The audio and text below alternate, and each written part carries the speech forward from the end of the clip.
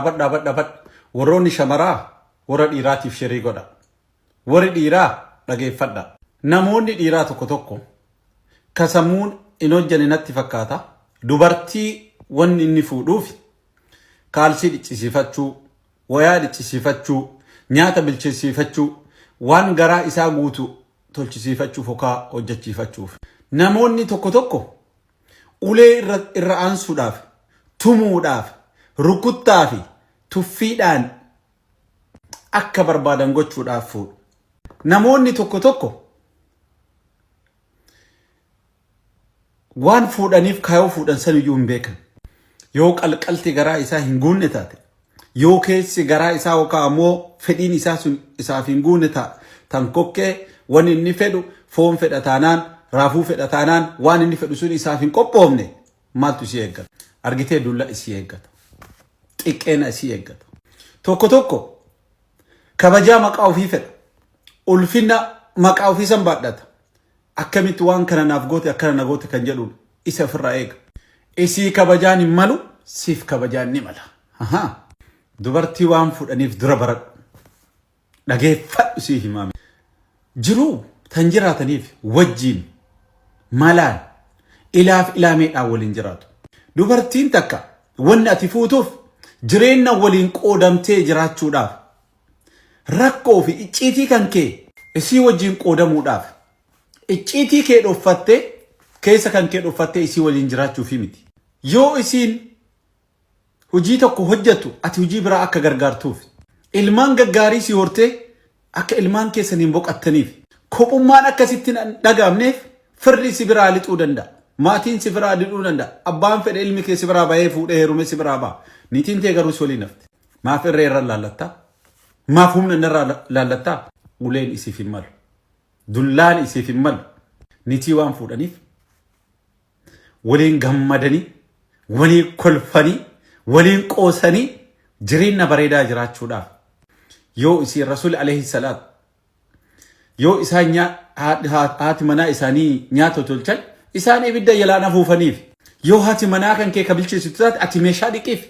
Yoo isiin ka meeshaa dhiqxu taate ati nyaata bilcheessiif. Yoo isiin mana keessa ol deemtu taate ati daa'ima irraa qabi.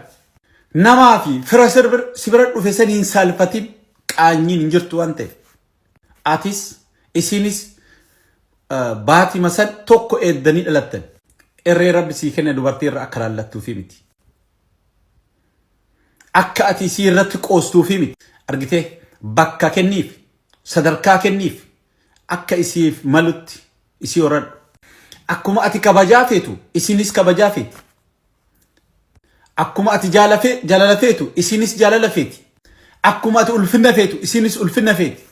Dadhabbii isiin dadhabde san, dadhabbii isiin xaariin isiin xaarte san beektaa qubaate. Ati quba qabdaa garuu alaa hojjetanii galuu qofa dhuuntaan mana qopheessuun hagam akka ulfaataa ta'e beektaa. Dhiira hojjettee beektu beeka. Burcuqqoo dhixxee hin beektu. Distii gubattee dhixxee hin beektu. Nyaata bilcheessitee hin beektu. Ibiddi harka si gubee hin beektu. Argitee? Aangoo ofirra itti ilaallatta. Boksii fi uleedhaan fiidda. Dhaabi siif hin malu dhaabi. Gammachuun asii waliin dabarsitu qofti si gahaadha. Jaalalti asii waliin dabarsitu qofti siif gahaadha. Miidhaaf isiin qopheessini. Jaalalaaf isii qopheeffadhu. Ala laaltee tan biraatiif fiiguu hin taane ija keessa laali isii dhungadhu. Isii kallacha isii dhungadhu. Yoo isiin alaa galtee mee balbala banii isiin hin beektumi balbala jalaa banii eegi. Noor jedhii dhungadhu seensis. Meeshaa qabdu irraa fuudhi. Maal isiin farduma keetii fi ulee keessii baadhachuuf sii deemte. Atillee hojjedhu. Barsiisi agarsiifadhu. Karoora qabsiifadhu. Jaalalti waliin utubamti malee utubaan qixa manaatti dhaabanii naannawa marsaa isaa sun hunda utubee qaba. Utubaa manaati ati. Utubii qabadhu rakkoo danda'e, cinqii danda'e, beela danda'e, dhibee danda'e. Wal obsii jiraan kabajaa waliif kenna. Gurraafi kabajaa walii kennutu ala wal baase. Rakkoo kanatu ala wal baase. Wal dhaguu dhabutu ala wal baase. Wal diigaa kana kan fide kan. Atiin shamaraallee dhageeffadhu. Kabaji. Bakka kenniif. Jaalala kenniif. Gurraacha jaalattee fuutee gurraachummaa isaatiin kabaji. Gabaabaa jaalattee fuute san gabaabinna isaatiin jaaladhu. Dheeraa jaalattee fuute san dheerinna isaa saniin ol laalaatuma jiraadhu. Qal'aa jaalattee fudhatte san qal'ina isaatiin kaba furdina isaatiin jalattee titisan furdina isaatiin fudhadhu waan ammasii hime kana oduu hin taane qalbii bareedduu qabaadhu qaruumadhu yoo abbaan manaa kan keessi bira jiraate abshir akka si jaaladha jedhi yoo inni ala ol gale meeshaa isaa irraa fuudhi jakeeta isaa irraa baasiiti irraa fannisi bakka isaan balu galchi kaa'i kophee isaa yoo inni ala baafate karaa irraa achi sissii kaa'i yoo innuu kaa'u wallaale bari innuu mana makaata bar kabajaa sii hafdaruuf jaalala sii hadaruuf sin jenna malee ni beeka miila dhiquun hin jiru akka durii innuu ni dhiqata waan ta'e salaata qaba waan ta'e ibaadaa hojjeta waan ta'e argitee qabata wallaalee rakkoo himatu jira gorsa wallaalee gorsa barbaadu jira jireenya wallaalee jireenya himachuu jira